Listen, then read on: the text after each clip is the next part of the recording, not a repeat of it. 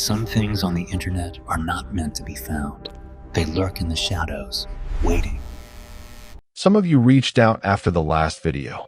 You told me I was being paranoid, that I was seeing patterns where none existed. I wish you were right. We spend our lives dreaming of owning a home, saving, sacrificing, planning for that moment when we finally get the keys to something that's ours. But what if the home has been waiting for you? What if ownership works both ways? Tonight, I'm sharing 3 accounts. 3 people who thought they'd found their dream homes. The basement that wasn't on the blueprints. The neighbors who couldn't possibly exist. The walls that remembered everything. What I'm about to share, some people say I shouldn't. That there are things better left unknown. But you need to know what's possible. You need to understand what you might be inviting in when you sign that mortgage. Let's start with the one that made me question if walls can have memory. Account number 1, submitted October 2024. My name is Sarah, and 6 months ago, my husband Derek and I bought our first home. It was everything we dreamed of, a Victorian fixer-upper in coastal Connecticut, the kind of house you see in magazines with the wraparound porch and original crown molding. We'd been saving for 4 years, living in a cramped apartment, eating ramen, skipping vacations. When we finally got pre-approved for the mortgage, we were ready. We were desperate. The house had been on the market for 3 weeks when our realtor showed it to us. That should have been our first red flag, a property that gorgeous, in that price range, sitting unsold in a competitive market. But we were too excited to notice. I remember walking through the front door that first time. The floors creaked under our feet, that authentic old house sound that can't be replicated. The smell of aged wood and vintage wallpaper filled every room. Everything had this weight to it, this sense of history. Our realtor, Patricia, kept using that word. So much character, she'd say, gesturing at the original fixtures. So much history in these walls. What kind of history? Derek asked. Patricia's smile never wavered. Oh, old New England. Generations of families. The town was founded in 1687. Lots of stories in a place like this. The inspection was rushed. The inspector spent maybe 2 hours in a 3-story house. He mentioned some electrical updates we'd need, pointed out water damage in the attic, but overall gave us the green light. Solid bones, he said. I remember that phrase exactly. Solid bones. We found out later the previous owners had left suddenly. Patricia mentioned it in passing as we were signing the initial paperwork. They relocated for work, she said, too quickly. Had to move fast. Their loss is your gain. Something felt eager about the house. I know how that sounds. Houses don't have feelings.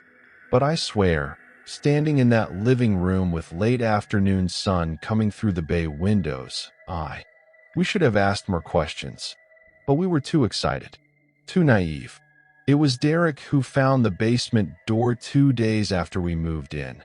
Tucked behind the furnace, painted the same gray as the foundation walls, easy to miss in the dim light. Babe, he called up the stairs. This door isn't on the floor plan. The door had been painted over. Multiple times, by the look of it. Layers of gray paint sealed around the frame like someone had tried to make it disappear. There was no handle on our side, just a keyhole. Derek tried it anyway. Locked. Probably just storage, he said. Old root cellar or something. But I couldn't stop thinking about it. Derek went back to work. He's a software engineer, gone 10 hours a day, and I was alone in the house, unpacking boxes, trying to make the place feel like ours. That's when I started hearing things. Footsteps in the rooms above me when I was on the first floor. The sound of something being dragged across the attic. At night, there was this rhythmic creaking, like someone pacing back and forth in a room we didn't have. It's an old house, Derek said when I brought it up. Everything settles. The wood expands and contracts. It's normal. This doesn't sound normal. Sarah, come on. You're working yourself up. We had our first real fight about it on day 12. I'd been alone all day, and the sounds had been constant. This persistent scratching noise coming from somewhere inside the walls. When Derek got home, I was sitting on the porch, refusing to go back inside until he heard it too. You think I'm crazy, I said. I think you're stressed. New house, new town. You're isolated out here. It's a lot. He wasn't wrong about the isolation. Our nearest neighbor was half a mile away. The town itself was small, insular. One of those places where everyone knows everyone, and newcomers are noticed. Old New England secrets, Patricia had said. I was starting to understand what she meant. I Googled basement door I didn't buy at 2 in the morning while Derek slept. Turns out that's not a great search query. I got a lot of results about horror movies and construction scams. But buried on the third page, I found a forum post from 2019. Someone in Vermont describing almost the exact same thing. The replies told them to open it. The original poster never responded again. I went into the attic the next day, looking for anything the previous owners might have left behind.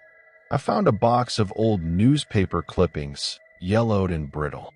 Most were about town events, local obituaries, nothing interesting. Then I found one from October 1987. Local family vanishes, foul play suspected. The address was ours. What I found in those newspapers. I wish I'd never looked. The family, parents and 2 kids, had simply disappeared. No bodies, no signs of struggle, just an empty house with dinner still on the table. The case went cold within months. I went down to the basement that afternoon, stood in front of that door for 5 minutes, working up the courage to try the handle again. It turned. The door was unlocked now, slightly ajar. Cold air seeped out from the gap, and it smelled like earth and something else. Something old and patient. The night everything changed was a Tuesday. Isn't that always how it goes? The worst things happen on the most ordinary days that I should have called Derek. Should have waited. But something pulled me forward, not physically, but like a compulsion I couldn't name. I had to know what was behind that door. I pushed it open. It wasn't a room. It was a passage, narrow, descending, carved directly into the earth beneath the foundation. The walls weren't concrete or brick. They were stone, old stone, the kind that predates the house by centuries. And they were covered in writing, scratched writing, carved with fingernails, knives, anything sharp enough to leave a mark. Names, dates. Please, Margaret Chun, 1992. Please someone find this. The Riverside family, 1978. It won't let us leave. Don't let it know you know. That last one was carved deep, the letters jagged and desperate. I traced my finger over it, and the stone was cold enough to burn. The temperature had dropped at least 20 degrees. My breath came out in visible clouds. The darkness ahead was absolute.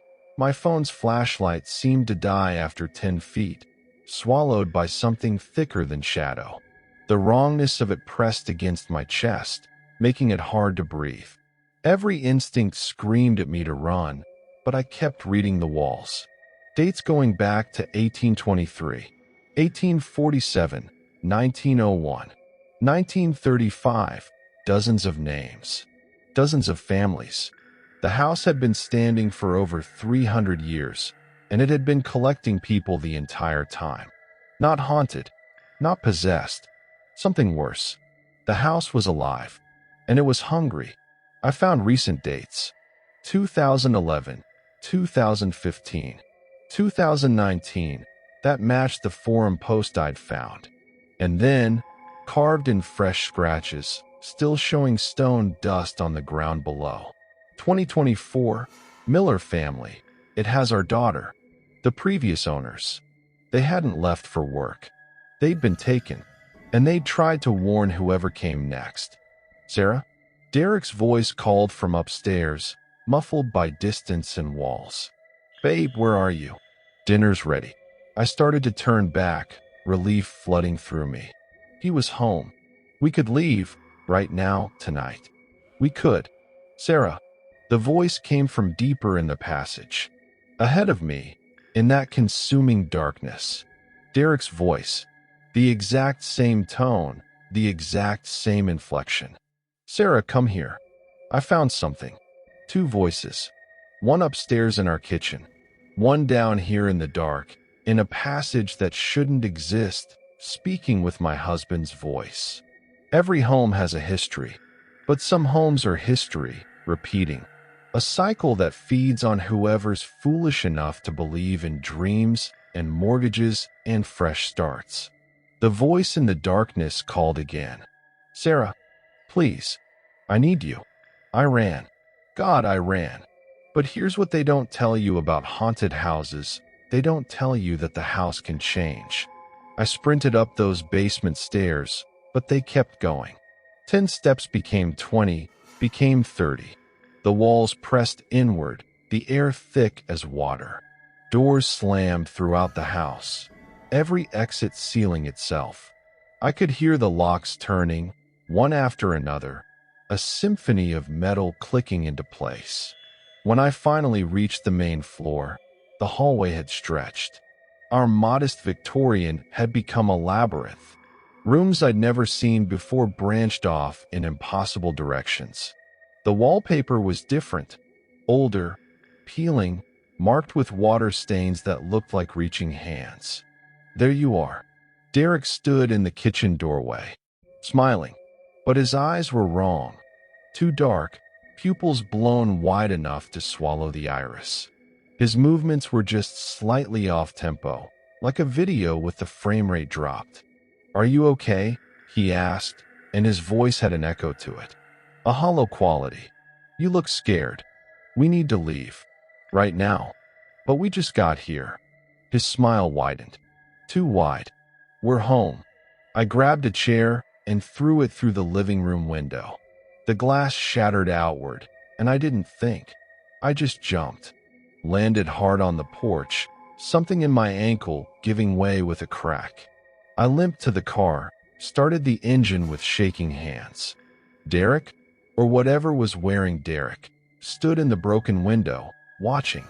Not following, just watching as I drove away. The house burned down that night. Electrical fire, according to the news. The fire department called it tragic. Patricia, our realtor, called it an opportunity. The lot sold within a week. Derek came home 3 hours after I'd escaped. The real Derek. He'd been at work the entire time, had no memory of coming home early. The thing I'd seen wearing his face, it had never left the house. New construction began within a month. I drove past last week. There's a family living there now. Young couple, 2 kids, golden retriever. I tried to warn them. Knocked on their door, tried to explain. They called the police on me. Sarah sent me the blueprints for the new house. Modern construction, open floor plan, completely different layout. The basement door is in the exact same location. Sarah's still in therapy, but at least she got out. The next person I'm about to tell you about wasn't so lucky that I know some of you think these are fiction. Creative writing exercises. Creepypasta for views. I wish you were right. I really do. But after my last video about the apartment building, some of you reached out. You'd lived there. You'd experienced the same things. The property manager who couldn't be photographed. The lease that renewed itself. 3 of you confirmed details I never made public. So believe what you want. But explain this. Sarah's house has burned down and been rebuilt 4 times since 1823. 4 times. Same lot. And every single time, families disappear within the first year. Some of you have sent me your own stories. I'm working through them, verifying what I can. This next one, it came from a subscriber. Someone who watches these videos. They sent me their account 3 weeks ago, along with property records, police reports, and something else I'm still trying to understand. What happens next? It's the reason I almost didn't post this video. Drop a comment if you've ever felt watched in your own home. Not by a person, by the home itself. I read every single one, and I'm starting to see patterns. This account came to me 3 weeks ago. The sender's username was deleted the same day, but I saved everything. My name is Michael, and I moved my family into Meadowbrook Estates because I wanted them to be safe. That's what it promised: safety, community, the American dream behind a gate with a code. I'd spent 15 years climbing the corporate ladder, missing soccer games and dance recitals. Also, we could afford a place like this. For bedrooms, 2-car garage, neighbors who actually waved when you drove past. My wife Emma was ecstatic. Our kids, 7 and 9, had a cul-de-sac to ride bikes in. Picture perfect. That's what the HOA brochure called it. And they weren't wrong. Every lawn was immaculate, cut to exactly 2.5 inches, edged with surgical precision. The houses were variations on 3 models, painted in approved colors from the Covenant guidelines. White trim, black shutters, no exceptions. The neighborhood had rules for everything. No lights after 11 p.m., lawn maintenance Saturdays only between 9 a.m. and 4 p.m., garbage bins must be stored out of sight, holiday decorations up no earlier than 30 days before, down no later than 3 days after. We met the neighbors within an hour of the moving truck arriving. To our left, the Hendersons, retired couple, mid-70s, always smiling. Mrs. Henderson brought us cookies while we were still unloading boxes. "Welcome to the community," she said. And the word community had this weight to it, like it meant something more than just neighborhood. Tor right. The prices, young couple, maybe early 30s, no kids. They introduced themselves with the kind of enthusiasm that felt rehearsed. "You're going to love it here," Rachel Price said. "Everyone's so friendly. It's like a family." Her husband Tom nodded along. "Best decision we ever made. You'll see." Their pleasantness felt scripted. Not fake, exactly, but performed. Like they'd said these exact words before, to other new families, and would say them again. That first week was adjustment. Unpacking, setting up internet, getting the kids enrolled in the local school. Everything ran smoothly. Too smoothly. At 6 o'clock every evening, the smell of the same meal drifted from every house on the street. Pot roast. Always pot roast, with that specific blend of rosemary and garlic. "Must be a neighborhood recipe," Emma said. She thought it was charming. I started noticing other things. The way everyone emerged to check their mail at exactly 3 p.m. How the Hendersons' curtains were always drawn at the same angle. The fact that every car in every driveway was washed on Sunday morning at 8 a.m., like clockwork. Week 2, I couldn't sleep. Stress from the move, new house sounds, whatever. I got up at 3 a.m. to get water, happened to glance out the kitchen window. Every neighbor was standing in their window. All of them. Just standing there, perfectly still, staring out into the dark street. Then I realized I'd never seen any of them leave for work. You ever notice something's wrong, but you can't say it out loud without sounding crazy? That was week 2. I started documenting everything. Times, routines, patterns. I know how that sounds. Paranoid, obsessive, the kind of behavior that ends with a corkboard and red string. But I needed to prove I wasn't losing my mind. The Hendersons left their house at 7:14 a.m. every morning. Not 7:15. Not 7:13. Exactly 7:14. They'd walk to their mailbox, stand there for 30 seconds, then walk back inside. No mail. The mail doesn't come until 2 p.m. The Prices watered their lawn at 6:30 a.m. and 6:30 p.m. Every day.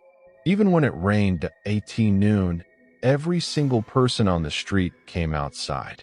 They'd stand on their porches for exactly 2 minutes, then go back inside. No one acknowledged each other. They just stood there, synchronized. You're seeing patterns that aren't there, Emma said when I tried to explain. People have routines. That's normal.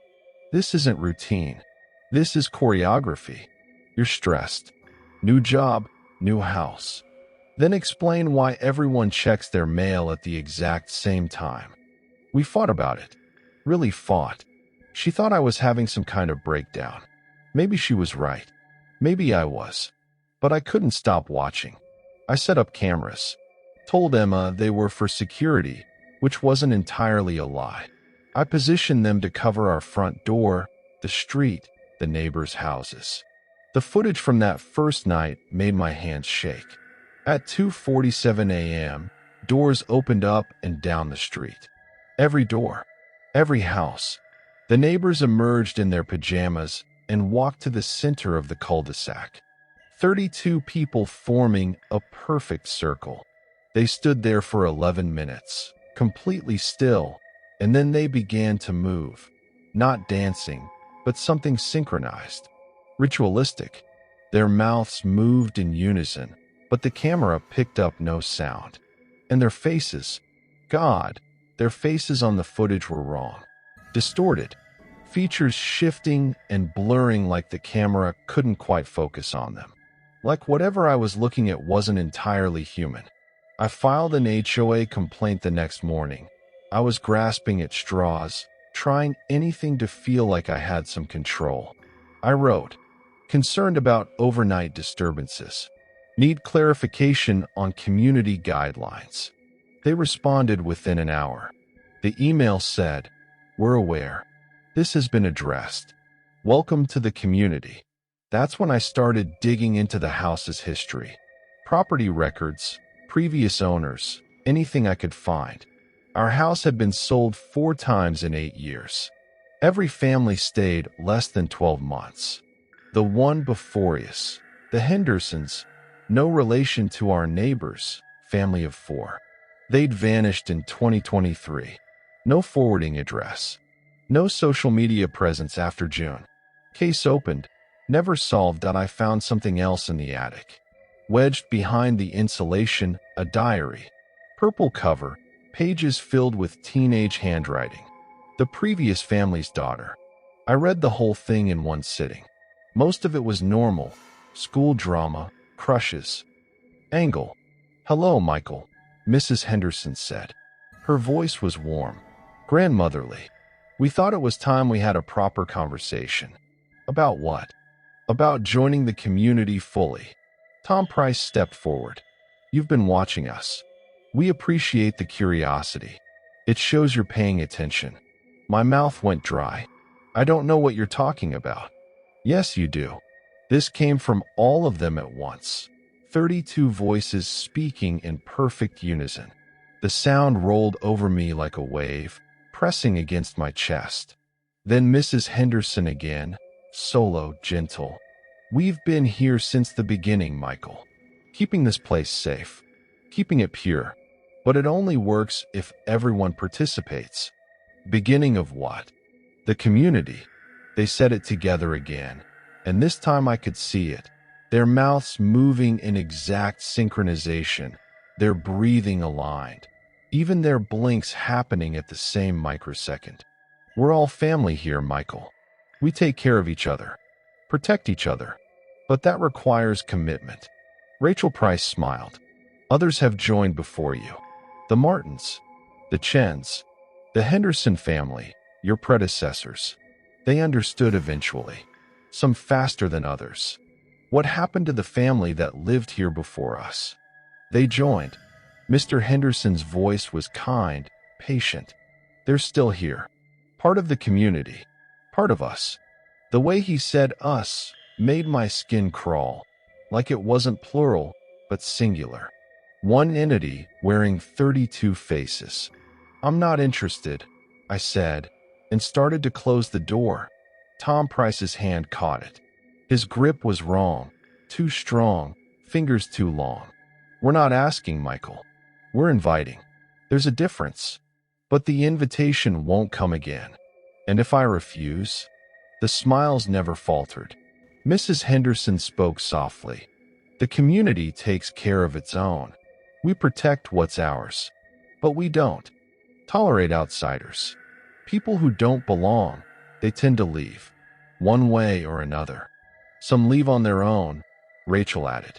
Some need help leaving. It's easier if you choose. There's an agreement, Mr. Henderson said, signed when you bought the house. In the covenant, page 47, subsection 12, you agreed to maintain community standards, to participate fully in neighborhood activities, to become part of the whole. I'd signed 100 pages of documents at closing. Never read past the first 10. We'll give you until Saturday, Mrs. Henderson said. The community gathering is at midnight. Everyone attends. Everyone joins. It's how we stay strong, how we stay together. They turned in unison, a synchronized pivot like a military drill, and walked back to their houses. Every door opened at the same moment. Every door closed with the same soft click. Then every light in every house went dark. Simultaneously, the entire street plunged into blackness, every house except mine. I stood there in my lit doorway, the only illumination on the block, feeling like a target. I told my wife we were leaving. She said, but we just moved in. We have to give it a chance. Emma was different the next morning. Not drastically, not obviously, but I'd been married to her for 12 years. I knew her rhythms, her expressions, the way she hummed while making coffee. That morning, she moved too smoothly, too deliberately. She made breakfast at exactly 7 a.m., something she'd never done. Eggs and toast, plated with geometric precision. Did you think about what they said? She asked, not looking at me. We're leaving. Today. I'll call the movers. We can't leave, Michael. She smiled, and it was her smile, but not quite. Like someone doing a good impression. This is our home. Our community. Emma, listen to yourself. I am listening. For the first time, I'm really listening. They're right. We need to join. It's safer that way. Better for the kids. The kids. Jesus, the kids. Getting ready for school, and they seemed normal. But I didn't trust normal anymore. I told them we were taking a trip, packed bags while Emma watched from the hallway. She didn't try to stop me, just watched with that serene, empty smile. You can't take them, she said finally. They belong to the community now. We all do. I grabbed the kids and ran for the car. Emma didn't follow. She stood in the doorway, waving, while the neighbors emerged from their houses. All of them, watching. The gate was locked when I got there. I punched in the exit code. Nothing. Tried it again. The keypad just blinked red. I threw the car in reverse, tried the other exit. Same thing. The roads began to loop. I drive straight for 5 minutes and end up back at my own house. The GPS showed me leaving the neighborhood, but the streets kept circling back. In the rearview mirror, I saw them gathering. All the neighbors. Emma and the kids walking out to join them. My 7-year-old daughter looked back at me once, and her eyes were empty. Already gone. I floored it toward the main gate. Hit it at 40 miles per hour. The metal bent, shrieked, but gave way. The car limped forward, radiator hissing, but we were out. I looked back once. They stood in perfect rows in the middle of the street. All of them in identical poses. Emma in front. My kids on either side of her. 35 people now instead of 32. They didn't chase me. Just watched. Waiting. I reported it. The police said, "Sounds like a domestic issue, sir. Have you considered counseling?" I haven't seen my family in 6 months. I hired a private investigator.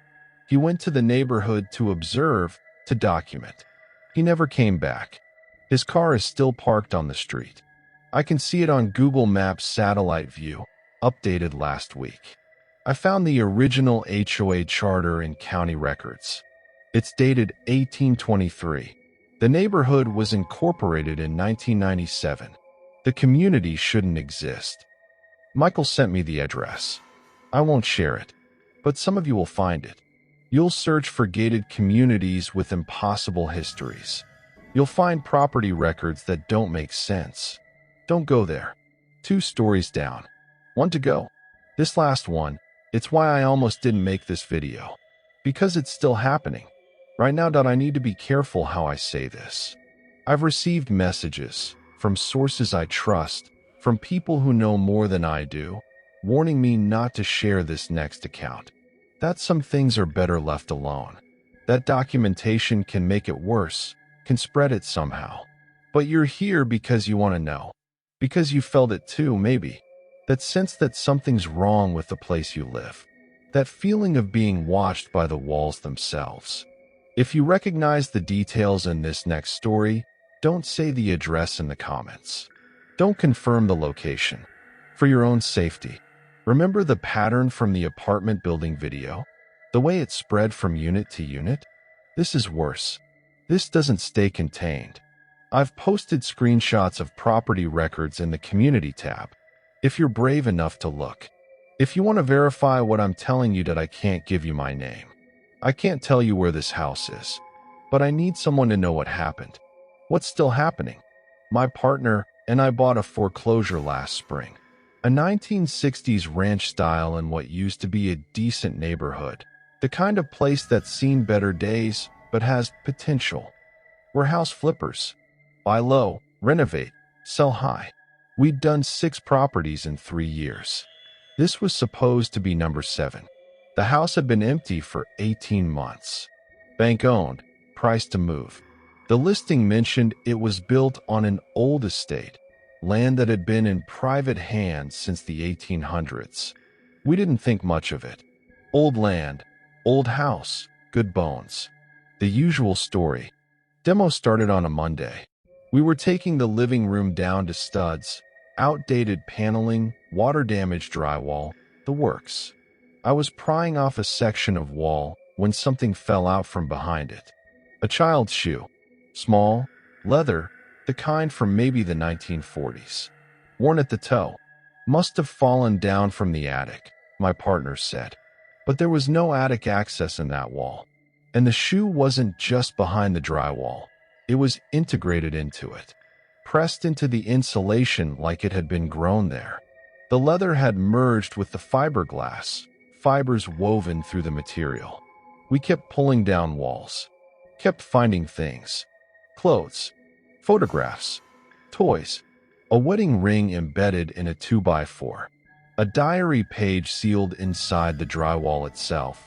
The paper fused to the gypsum like a fossil. The ink was still legible. It takes something from everyone who lives here. First small things. Then pieces of yourself. Then everything.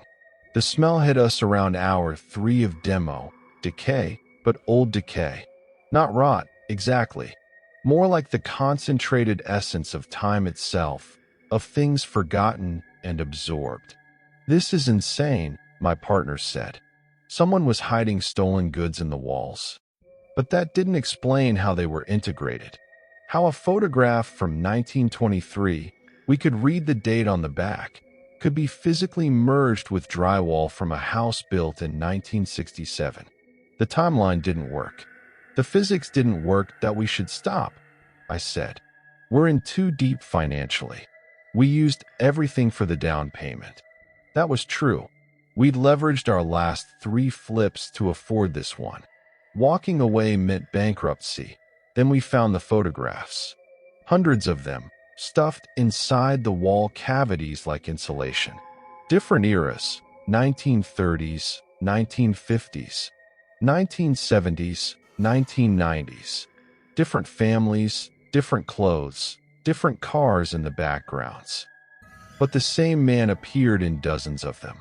Across 70 years of photos. Same face. Same build. He didn't age. In a 1934 wedding photo, he stood in the background. In a 1982 birthday party, same man, same position. In a 2001 family portrait, there he was again, always at the edge, always slightly out of focus, always watching. We told ourselves it was a weird art project, some previous owner's bizarre hobby. We kept working. That was our first mistake.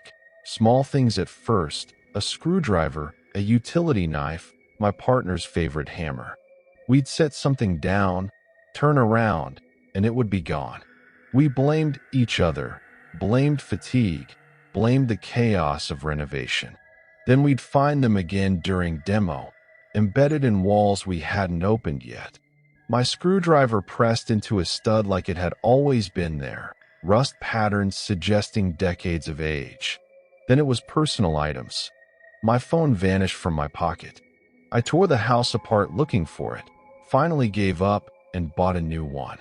2 days later, we opened a wall in the bedroom and found it.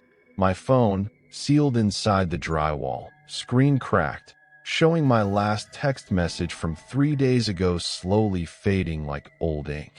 My partner's wedding ring disappeared while they were wearing it. One moment on their finger, the next just gone. We found it a week later, embedded in the foundation concrete in the crawl space, the metal tarnished like it had been there since the house was built. I don't remember buying this ring, my partner said, staring at it. Whose is it? It's yours. I was with you when you bought it. 5 years ago. They looked at me, confused. 5 years? We've only been together 4. How long have we been together? The house felt different after that. Warmer. The walls had a quality to them. Not quite breathing, but something close. A subtle expansion and contraction. At night, I'd press my hand against the drywall and feel a pulse. Slow, patient, ancient. Ways that the places we trust most can become predators. We're told from childhood that home is safety, that it's where we belong, where we're protected. But what if it's the most dangerous place? What if the walls that shelter us are also watching, waiting, absorbing? Sarah's house had a memory, a hunger that stretched back centuries, collecting people like fossils. Michael's neighborhood wasn't a community, it was a hive, assimilating anyone who moved in. And that third house, it's still out there, still feeding, still spreading. Some of you commented on my last video about the apartment building, saying you'd experienced similar things. You were right. The property manager who couldn't be photographed. 3 of you sent me proof. Lease agreements that renewed themselves. Buildings that rearranged their layouts overnight. I'm getting more stories daily. Some I can't share yet. They're too dangerous, too active.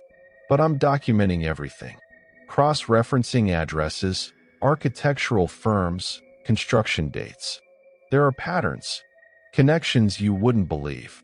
To those who reached out after the last video, I see you. We're documenting something here. Something that's been hidden for a long time. Comment below. Have you ever felt your home was aware of you? Not haunted, aware. I read every comment, and I'm starting to build a map. 3 homes, 3 patterns. One architect's name keeps appearing, E. Corvus. I'm going to find the others. All 23 of them. The housing market is insane right now. Everyone's desperate to own something. But maybe we should be asking, who really owns who? Lock your doors tonight. Not to keep something out, but to keep yourself in. The house wants you to leave, so it can follow. Until next time, sleep tight. Or don't sleep at all. It doesn't matter. The house will still be there in the morning, watching this. So what do these 3 stories tell us? 3 homes, 3 families, 3 different. Watching, waiting, absorbing. Sarah's house had a memory, a hunger that stretched back centuries, collecting people like fossils. Michael's neighborhood wasn't a community, it was a hive, assimilating anyone who moved in. And that third house, it's still out there, still feeding, still spreading. Some of you commented on my last video about the apartment building, saying you'd experienced similar things. You were right. The property manager who couldn't be photographed. 3 of you sent me proof. Lease agreements that renewed themselves. Buildings that rearrange their layouts overnight. I'm getting more stories daily. Some I can't share yet. They're too dangerous, too active. But I'm documenting everything. Cross-referencing addresses, architectural firms, construction dates. There are patterns, connections you wouldn't believe. To those who reached out after the last video, I see you. We're documenting something here. Something that's been hidden for a long time. Comment below. Have you ever felt your home was aware of you? Not haunted. Aware. I read every comment. And I'm starting to build a map. 3 homes. 3 patterns. One architect's name keeps appearing, E. Corvus. I'm going to find the others. All 23 of them. The housing market is insane right now. Everyone's desperate to own something. But maybe we should be asking, who really owns who? Lock your doors tonight. Not to keep something out, but to keep yourself in. The house wants you to leave, so it can follow. Until next time, sleep tight. Or don't sleep at all. It doesn't matter. The house will still be there in the morning.